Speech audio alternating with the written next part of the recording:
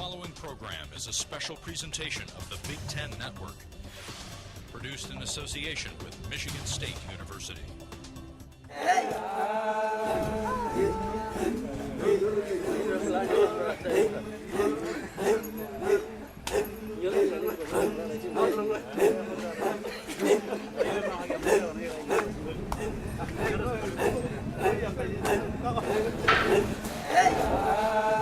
We are installing a satellite computer connection. We spent basically, from dawn to dusk and even further on in the village setting up the computer. Not only have they not used a computer before, they've never seen a computer before in many of the cases, literally. We asked them. As far as we know, the telecommunications professors there told us that this is the first primary school in Tanzania that has internet access. They had heard about what a computer is. Most of them hadn't really seen a computer. We went out to a primary school in a very rural region of Tanzania. The reason we chose Tanzania was because we were looking for a good place that would test out a computer, under rugged environmental conditions. It's another thing to actually go to Africa and just see it firsthand and to have to deal with the challenges. Not only is MSU learning about the physical aspects of the computer and, does it really work in these rugged conditions and things like that, but also it's a real learning experience for Tanzania. I mean, this gives them an opportunity to see the rest of the world.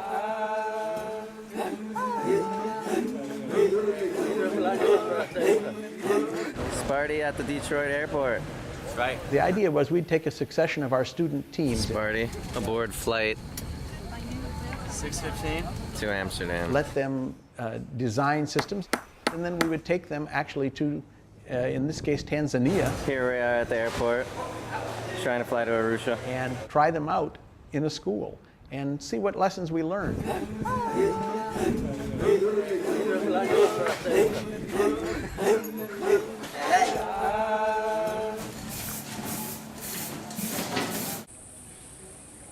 There's our telecom professor, trying to get some signal, make a phone call. We suggested he stand next to the satellite dish.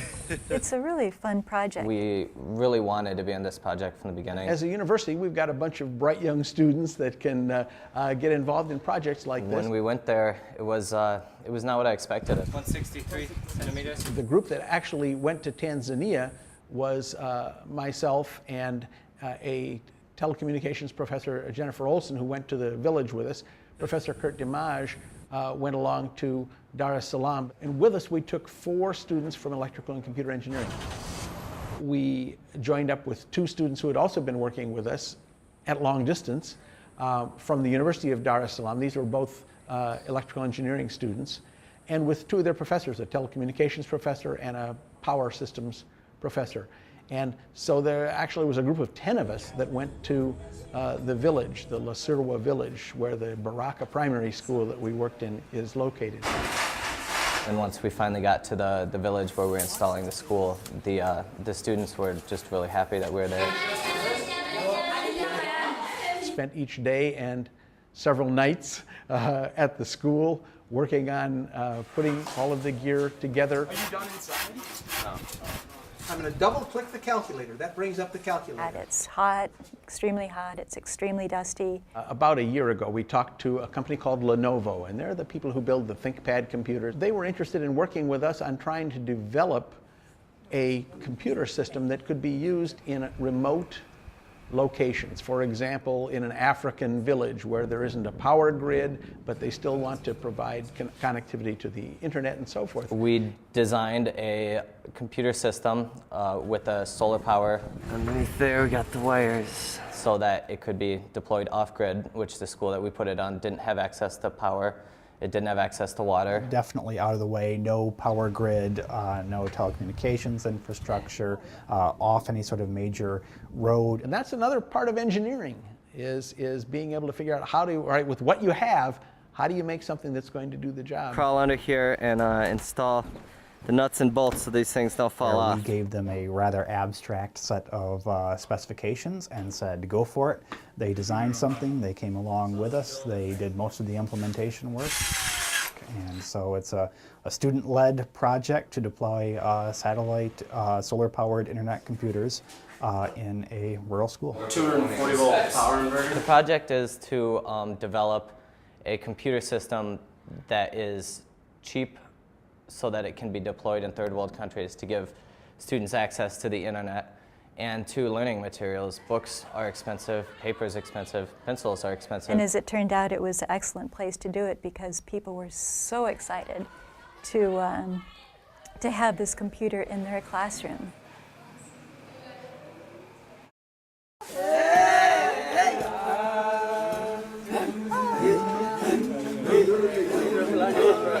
Here we have computers and books and paper and all the resources we need to learn to the best of our ability. And they do the best they can, but they don't have the resources that would help it. And so this is a huge step. Who knows where the drill is? The drill. The headmaster of the school and the teachers had basically given us one room of the school that was devoted to this, which was a terrific thing because that way, you know, the students could be working there and they wouldn't be disturbed by classroom activity. They designed what they were going to do in advance, but much of it could not be fabricated until we actually got to Tanzania. When we get there, some of the components are hard to find. Do we know what this diameter is? This diameter we are not. No, we don't know. Let's measure that. Could be about. Looks like 4. So basically the idea is that we want to provide them with sort of the equivalent of a digital library in this region, but because of the complete and utter lack of infrastructure, we kind of had to take all the infrastructure with us. So we had to bring the satellites, the power, the computer, everything along. If we burn out a printed circuit board that we built, we've got no capability of building another one. So what do? You bring spares. And you have to have a backup plan, and you have to have 3 backup plans for your backup plan. We've got these big wires we've got to crimp, handling the solar power so we don't lose too much power in the wire. We took a crimping tool with us to Africa because we didn't know whether we'd be able to get it there or not. Many of the hardware stores there are kind of a little mom and pop shop by the side of the road. There's no Home Depot. Rather comically, there was a shop called Home Depot that we were driving past. I think they were just playing off the American name. It definitely did not look like a gigantic construction supply store. I'm too far. Kids from the village were around. And of course, they were The fascinated. students were just really happy that we were there. And they quizzed our students on math problems on the blackboard. Wanted to play with us. Our students played a little soccer with them. They're just all so happy, you know. They didn't have a real soccer ball. Like instead of a soccer ball, they have a ball of rags. We're sure going to take care of that next time we go back. They were watching the whole time. One of the students brought a little handheld video game on his cell phone. Yeah, they jumped right on that. Most people there had never seen an iPhone or even heard of an iPhone. And he started passing it around to the students. They were just sitting around outside the school as we were working. And I mean, they'd never had a chance to do that before. And it's fun. I mean, they were just delighted. I was watching the kids and how excited they got more than the game. But the amazing thing was he showed them, and before he could even explain it to them how to do it, they had figured it out, and they wanted to try it, and immediately they figured out how to do it. They were all really willing to pick up the technology. They want to learn how to use it. The Tanzanian school kids also helped, they helped digging trenches to put the conduit in to communicate with the satellite and just whatever they could do. I came here and learned about the efforts to set up this solar-powered internet enabled rugged PC. It seemed like a wonderful opportunity. It's a project where we're trying to do some research, trying to gather data, collect information on the overall impacts, the social impacts. Also to give the students an experience. It's a wonderful experience for them to get out and hopefully deploy wonderful new technology solutions that they are developing. The students also have to learn how to build things that are going to work reliably because they're not going to be right there to take care of it. And they had to think about how do you design something so that it's not complicated and you don't need a master's degree to run it. Well, the team had been working on some of the wiring things that they could do. It's a great opportunity for them because it's a very hands-on project, so they actually get to use what they've learned in the school. The students that went on this trip did not come home feeling like they went to Tanzania as tourists. They did not. We spent 4 hours touring. Look at that. And the rest of the time working. That's a much better experience than to go and spend a few weeks touring, frankly. It's just much more inspiring. In some sense, it's very much like a study abroad experience. Oh, there's a draft. Incoming. Except that instead of going and more or less passively studying something, they're going and actively doing something, and they're working with technology that they've already been developing. So it's you get a different feeling in a country when you go in and cooperate and collaborate with people and work with people from that culture, as opposed to simply going and sitting in a classroom and learning. The collaboration was a perfect example of all these sort of loose, casual links you make over time, suddenly all just coming together in a crazy moment. A lot of complementarities in terms of what we're doing, because, you know, on the one hand you think, satellite solar-powered computers in you know, Tanzania, well, that's really an engineering problem. Well, yes, of course, there's a lot of engineering problems, some great challenges there. But once you actually have that hardware installed there, you need some sort of services to deliver on that particular platform. Otherwise, you've just, you know, delivered a multi-$1,000 pile of, you know, silicon and metal. This really is sort of the ultimate multidisciplinary project, where it seems like half the university is starting to get involved in it, just pooling together the variety of different resources.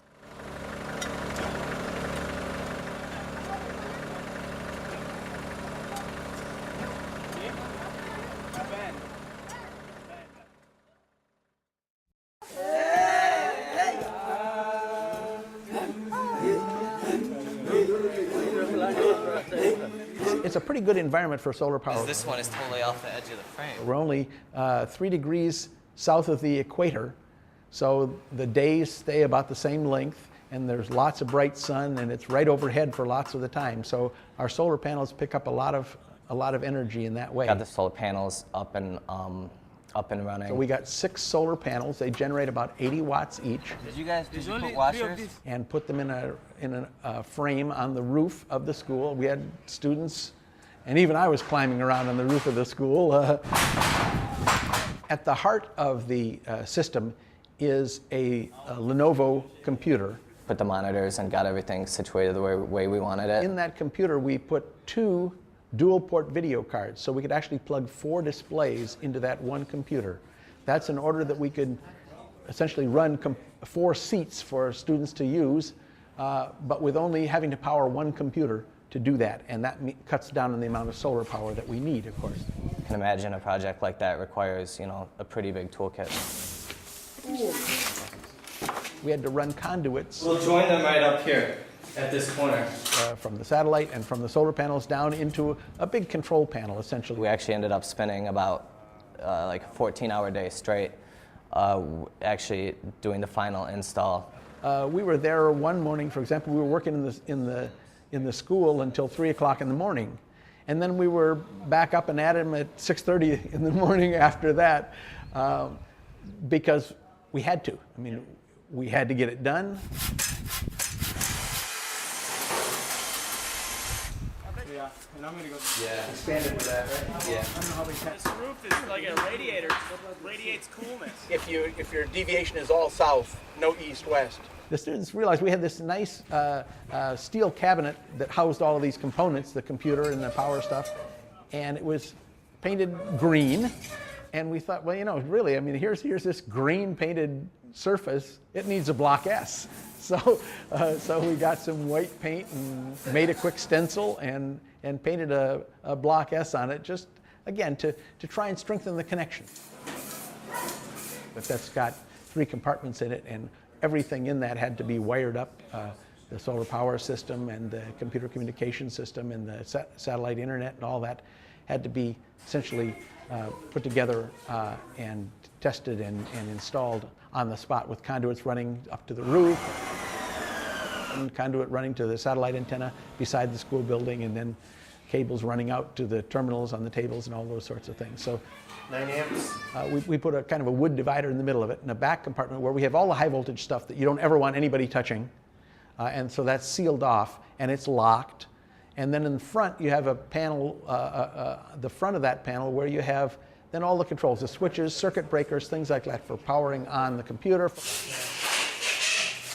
That plugs into a satellite, and the satellite communication is via a dish that was mounted on a pole outside the school building. And of course we had to pour concrete to set that pole in because it's got to stay pointed in the same direction at that satellite. It's pretty sensitive. I would say one of the biggest parts of the project was sourcing the things that we needed. Down at the bottom are 2 monster batteries because we need to be able to run the system, of course, not only when the sun is shining brightly, but also some of the time and we're aiming it up to 4 hours when there isn't good sunshine. Tanzania has a rainy season.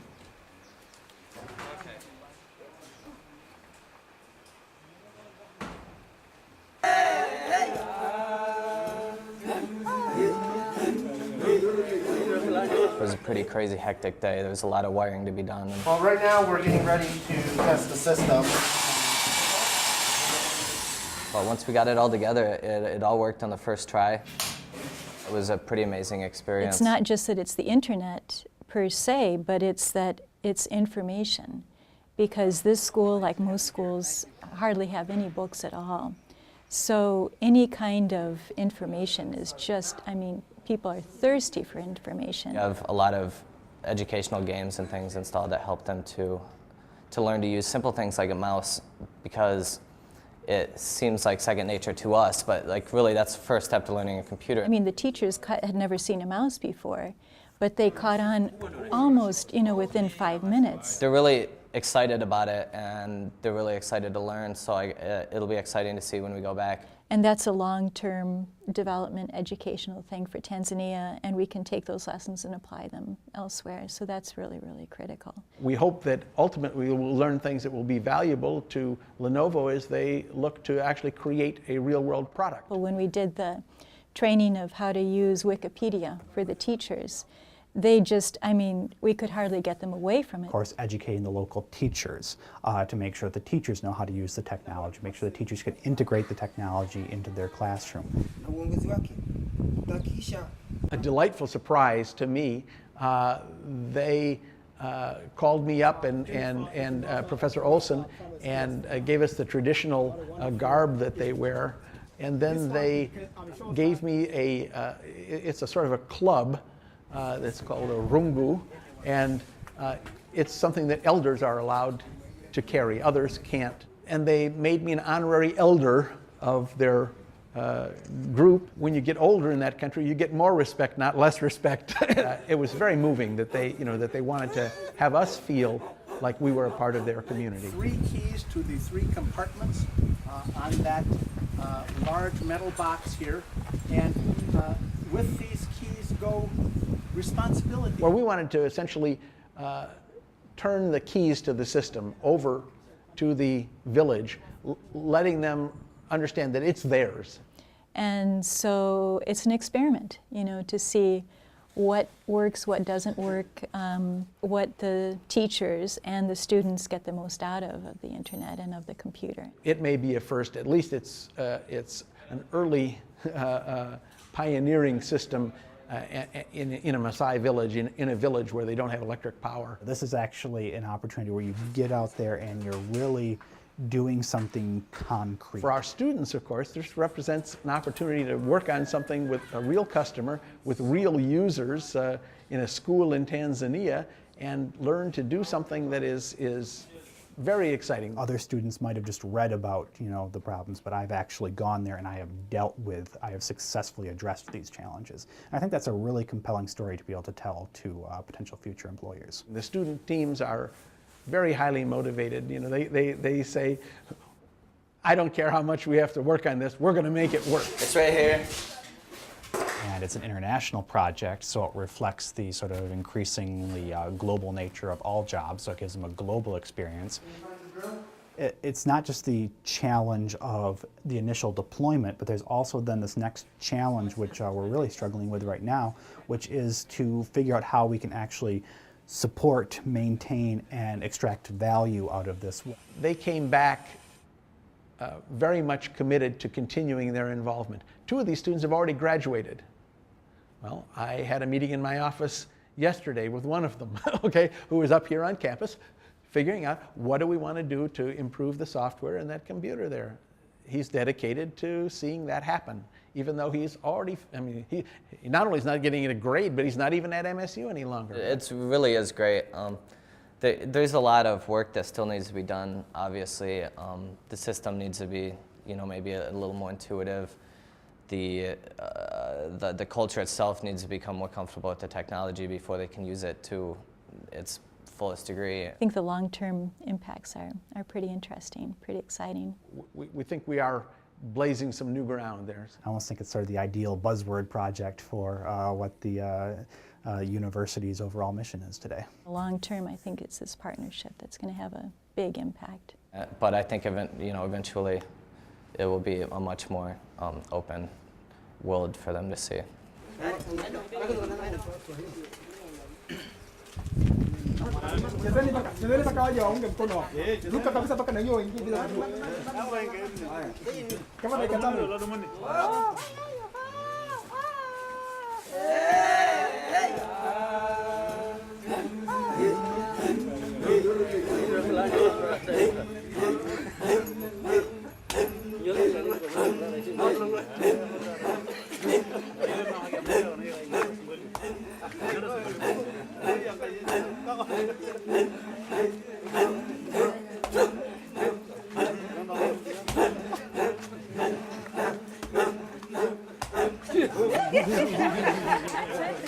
The preceding program was produced by Michigan State University in association with the Big Ten Network.